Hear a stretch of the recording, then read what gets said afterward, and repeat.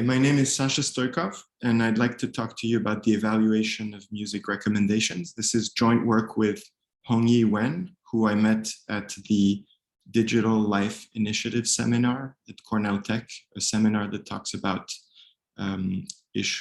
sociological issues around algorithms. And what I was working on is I had collected a binary data set that I thought might be useful to him. And when we started talking over many Zooms, we realized that it, in fact, could be used for evaluating the stakeholders of a recommendation algorithm. So when we studied the data sets that were out there, we realized that one big type of data set is the explicit feedback data sets, where users are actually aware that they are giving a rating to an item. And we found that many of them had a self-selection bias. In other words, only a certain type of person rates, and the people who rate are often biased towards people who like things.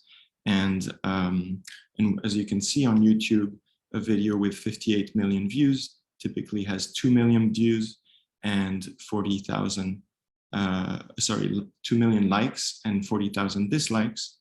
And same with Amazon customer reviews.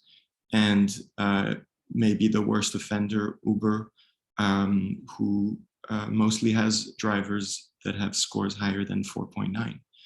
So we realized that something about the explicit data sets seemed to be quite biased.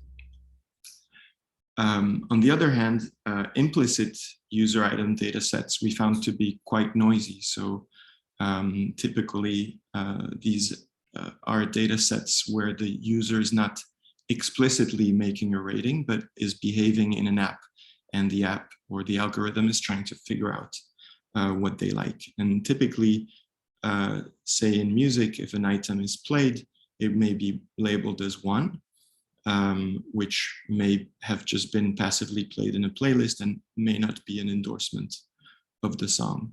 On the other hand, items or songs that are not played, which are a big majority of the music, is just never heard by a listener. Those are typically labeled by 0, and algorithms are trained on this kind of data set. So again, very imbalanced towards the zeros, or making this assumption that a song that's not been listened would not be liked. So the data set that I've used to collect the data, the Piki music data set, is the Piki interface, which is an app that the main dynamic is that the users press the Piki button, and they see a music video, which after 3 seconds, they're allowed to dislike or skip. After 6 seconds, they are allowed to like it. And after 12 seconds, they can super like it. After 30 seconds, the video clip ends and they may replay it or go on to the next. So this is how the data is collected.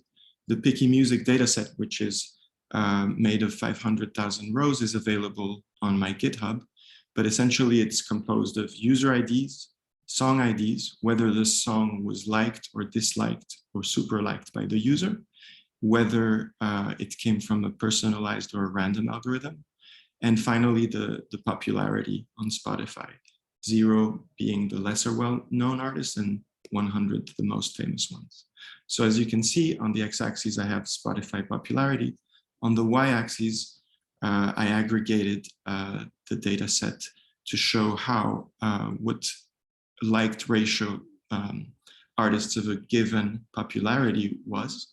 And as you can see, Piki-ness is correlated with Spotify popularity, and around 50, so the middle of this chart, we've chosen this as a threshold to classify the lesser known artists to the left and the more well-known artists on the right. So the stakeholders that we're looking at are the consumers, the well-known artists, and the lesser known artists. And we've designed metrics to measure what each of these stakeholders might have. The consumers, for example, don't care whether a song is from a well-known or lesser known artist. They just vote on whether they like it or not. And both of these categories, lesser known and well-known artists, we are going to track the percentage or the hit rate that different algorithms have. So the way we've trained this algorithm is we've trained the classic WRMF algorithm, which typically is trained on only likes data, where so these are the user ratings that are positive.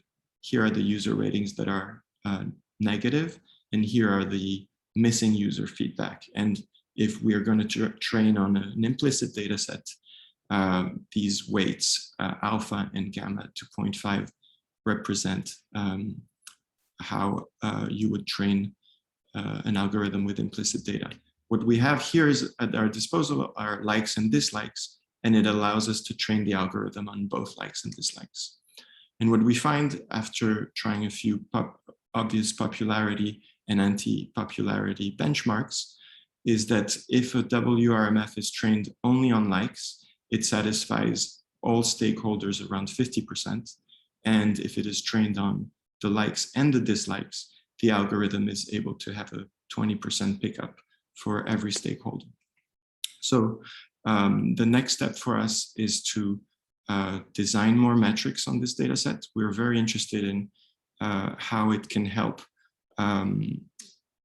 train other algorithms potentially to see how they compete. And finally, we're interested in the stakeholders, the other stakeholders that we haven't considered, such as labels or even the music platforms themselves.